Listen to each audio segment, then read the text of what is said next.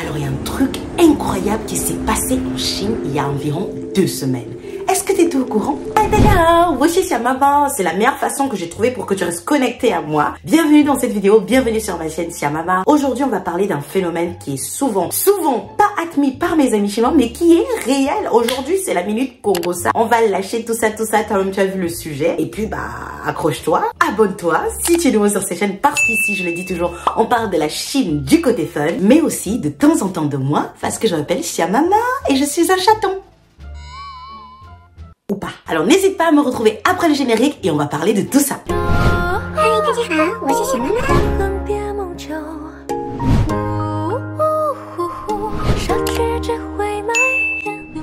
Re-bienvenue après le générique et je dois t'avouer l'histoire incroyable dont je te parlais un petit peu avant pour que tu cliques sur cette vidéo. C'est parce que en Chine, notamment dans la ville de Mouhe, dans le Heilongjiang, dans le nord de la Chine, il fait moins 52 et crois-moi, avec le petit froid que nous avons actuellement à Toulouse, eh bien j'ai envie de dire que je n'aurais jamais pu survivre là-bas. Il n'y a qu'à voir comment la glace s'est immiscée à l'intérieur des appartements. Et d'ailleurs, l'expérience qu'a faite une habitante de Mouhe, c'est de prendre un œuf et de le poser sur une pelle pour voir à quelle vitesse ce dernier pourrait se congeler. Donc voilà la petite actualité un peu fun, mais pas trop. Tu imagines que pour les habitants de Mouhe, c'était extrêmement compliqué. Mais bon, certains en font des vidéos hilarantes qu'ils postent d'ailleurs sur TikTok pour parler de manière drôle du fait que ils n'ont plus besoin de congélateur étant donné que la maison s'est transformée en congélateur. Donc voilà, c'était tout pour la petite actualité comme ça de passage par rapport à ce qui se passe en Chine. Maintenant, nous allons rentrer dans le vif du sujet. Ce sujet-là, que je sais très bien, ne plaît pas souvent à beaucoup de mes amis, mais j'ai décidé d'en parler aujourd'hui et de casser tous les codes. Et pour casser les codes, si tu n'as pas vu ma vidéo sur laquelle je parle des couples chinois vs des couples français, n'hésite pas à aller la retrouver. Elle est encore sur ma chaîne, je te la mets là, où justement je parle des différences lorsqu'on est en couple. Mais il faut déjà être en couple, hein, parce que l'affaire de se mettre en couple, là même pour le mariage en Chine, c'est de plus en plus difficile. Donc si tu te poses la question à savoir qu'est-ce qu'il me faudra pour séduire une chinoise,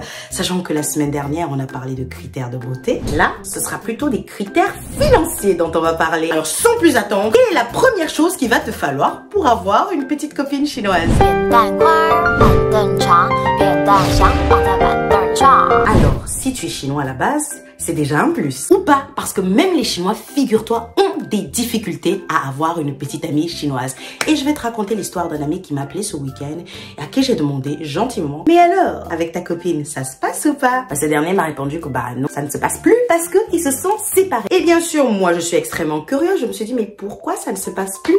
Qu'est-ce qui s'est passé? Et donc lui, il m'a dit tout naturellement que cette fille était immature. Mais en dehors de l'immaturité, elle avait beaucoup de yaoqiu, ce qu'on appelle des attentes. Alors d'après toi, c'est quoi les attentes d'une copine chinoise qui attend éventuellement que tu lui proposes un mariage? Pour répondre à cette question, il faut regarder un petit peu dans l'histoire de la Chine. Parce que vous savez que chez nous, il y a quelque chose qui est très commun, c'est de donner une dot. Est-ce que tu savais qu'en Chine, ils font aussi la même chose? Du moins, ils préparent un équivalent de ce qu'on appelle chez nous la dot. Eh ben oui, parce qu'il faut savoir que lorsque tu veux épouser une fille d'une bonne famille, il va falloir que tu aies un bon porte-monnaie ou que tu sois du même niveau social. Parce que si tu es pauvre là, faut aller chercher ailleurs. Alors il s'avère qu'à l'époque, c'était déjà assez compliqué, mais c'était plutôt de manière symbolique. Mais aujourd'hui, avec l'avènement de tout ce qui se passe, tout le monde veut des sacs Louis Vuitton, tout le monde veut la meilleure voiture, tout le monde veut l'appartement sur la 5e avenue que je n'ai jamais visité. Ça fait que beaucoup de jeunes filles chinoises aujourd'hui ont des yaoqiu qui sont très élevés par rapport à ce que les Chinois peuvent leur offrir de base, étant donné que la pression pour accéder à ces biens-là est de plus en plus forte. Et donc mon ami qui lui avait tellement d'espoir de trouver sa dulcinée s'est retrouvé sur le marché de l'amour, comme c'est d'ailleurs très connu, à devoir faire ce qu'on appelle des xiangqin pour trouver l'amour de sa vie. Mais comment aller dans un xiangqin lorsqu'on n'a pas la base des critères de sélection? Parce que ok, je parle de l'apport financier, du fait qu'il va y avoir certaines choses que je n'ai pas encore énumérées parce que je fais durer le suspense, mais il y a aussi le fait que déjà aux critères de sélection comme ton comprend ou alors ta taille, ta couleur de peau, ton statut social, en regardant bien sûr si tu as le bon revenu, la bonne voiture, le bon travail, mais aussi l'appartement qui va avec. Quoi? Tu espérais quoi? Qu'elle te dise que non, c'est bon, t'as pas de maison, t'as pas d'appartement, t'as pas de voiture et c'est bon, on se marie?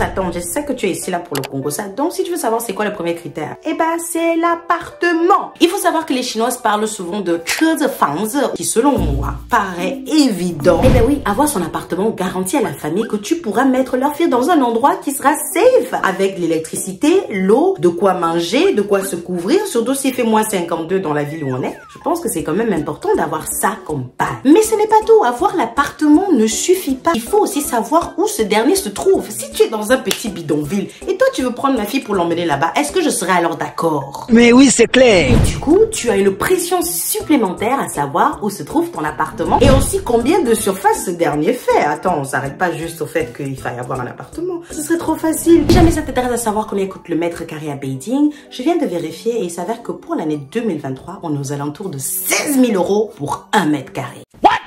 Ou alors, si tu veux vraiment beaucoup plus de précision, c'est 16 736 €. Bah, il va falloir convaincre la famille de dire que bon, je n'ai pas d'appartement à Beijing ou alors j'ai juste 1 mètre carré parce que bah, 16 000 €. Et du coup, avec 16 000 € par contre, au Cameroun, je peux t'acheter un terrain et construire même un petit peu là en attendant que l'argent fructifie encore.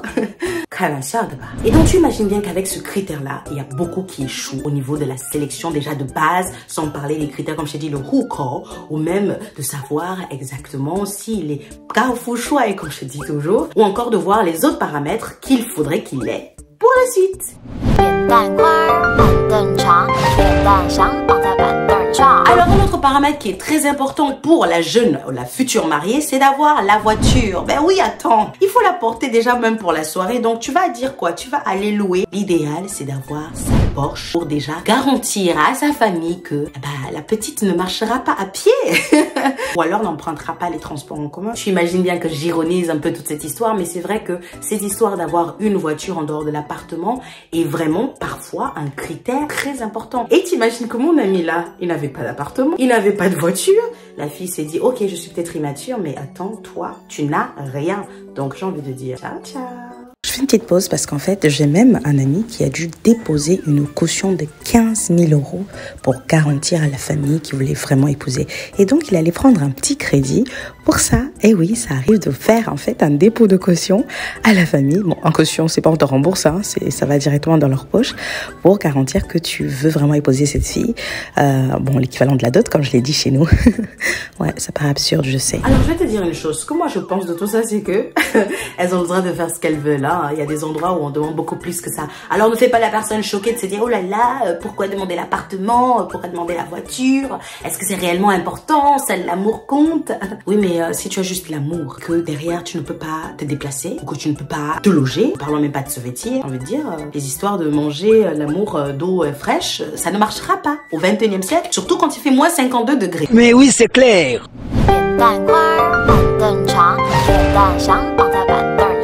Alors, quand tu veux vraiment avoir une copine chinoise, il faut se poser un certain nombre de questions. Il y a la question des sentiments ganti, à savoir si on est fait l'un pour l'autre, si on va s'aimer. Il y a la question du hukou, ou du passeport tout simplement interne, qui dit à quel régime administratif tu viens. Et c'est très important le hukou, parce que quelqu'un qui a un hukou de Beijing, elle a beaucoup plus de valeur que quelqu'un qui a un hukou d'une petite province dans le Yunnan. Oui, je sais, ça semble un petit peu bizarre ou absurde. Il y a la question du niveau de l'éducation de la personne, ou suis-je. Il y a aussi la question du Shunyan, qui est bien sûr liée à l'apparence physique, et on parle souvent des critères de beauté en Chine, tu vois. Il y a la question du tiaotian, des conditions de vie de la personne. Est-ce qu'elle a un appartement? Est-ce qu'elle a de l'argent? Il y a la question aussi de l'état d'esprit, ou du xintai, savoir si cette personne a le bon état d'esprit, bon mindset, quoi. Et enfin, j'imagine que cela est très évident pour Nora, la question du Zhuanxi. Est-ce que cette personne sera fidèle? Il faut aussi dire le fait de se dédier totalement et uniquement à toi. Mais alors, avec les paramètres qu'on a vus précédemment, de savoir s'il faut avoir la voiture ou l'appartement ou même l'argent, est-ce que réellement, si la personne est infidèle, ça va te déranger dès le moment où tu es dans un très bel appartement? C'est une vraie question. N'hésite pas à me dire en commentaire si toi, ça te suffirait d'avoir juste l'appartement, la maison et l'argent. Tu t'en foutrais de savoir s'il a le Zhuanxi, s'il est dédié uniquement à toi. Alors, c'est évident que dans cette vidéo, j'ai essayé de rire de ce phénomène-là, mais il faut savoir qu'il est extrêmement difficile pour les jeunes Chinois qui, justement, beaucoup d'entre eux auraient fait leurs études à l'étranger.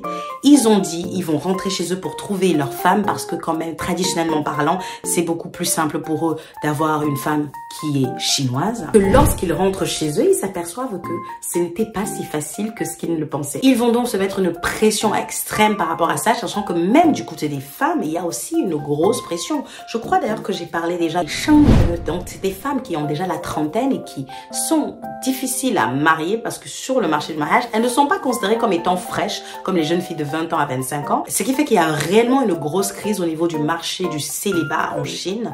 Des deux côtés en pâtissent. Alors moi, ce que je suggère, c'est qu'on enlève tous les critères là et puis on se dit si on s'aime, bah, c'est le plus important.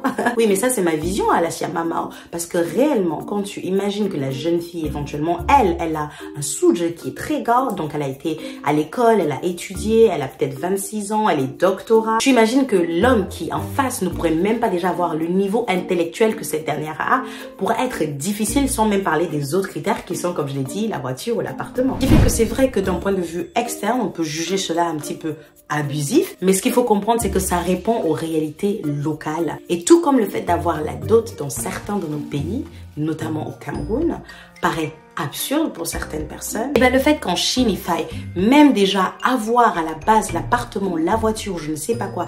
D'ailleurs, j'ai souvent vu des séries où quand l'homme demandait à la femme genre « Tiagewa », il tendait la carte bleue comme ça, avec ce geste de respect, poser la clé de la voiture et poser la clé de l'appartement pour garantir qu'il va prendre en charge et qu'il va s'occuper de cette femme qui décide de partager sa vie. Donc, on peut se dire à la fin de cette vidéo que tout ça, ce sont des preuves d'amour. Mais oui, la dot, c'est parce qu'on aime la personne. L'appartement, la voiture, la carte bleue, c'est parce qu'on adore la personne. Même si c'est un peu dur, ça va faire en sorte que vous, les hommes, vous travaillez davantage pour nous séduire. Eh ben oui, on n'est pas des filles faciles. Ouais, ça a l'air un peu bizarre ce que je viens de dire. Bon bah voilà, je ne sais pas si tu as appris quelque chose dans cette vidéo. Dans tous les cas, n'hésite pas à me dire en commentaire ce que tu penses de ce marché au célibat en Chine. Si tu penses que c'est quelque chose d'horrible, que toi tu ne pourrais pas faire ça, n'hésite pas à me le dire en commentaire. Mais si au contraire tu penses que c'est une extrême bonne idée, tu me dis tout ça en commentaire et surtout tu me donnes tes arguments et je serai ravie de te répondre. Je te remercie d'avoir regardé cette vidéo, je te souhaite un bon début de semaine. Je te dis à la vidéo prochaine qui est lundi prochain. Et si tu es nouveau sur ma chaîne, n'hésite pas à t'abonner. C'est gratuit. Ou comme le dit Kevin Tran, abonnez-vous sur Maman. Merci. C'est dit, à la vidéo prochaine. Au revoir. Mamata.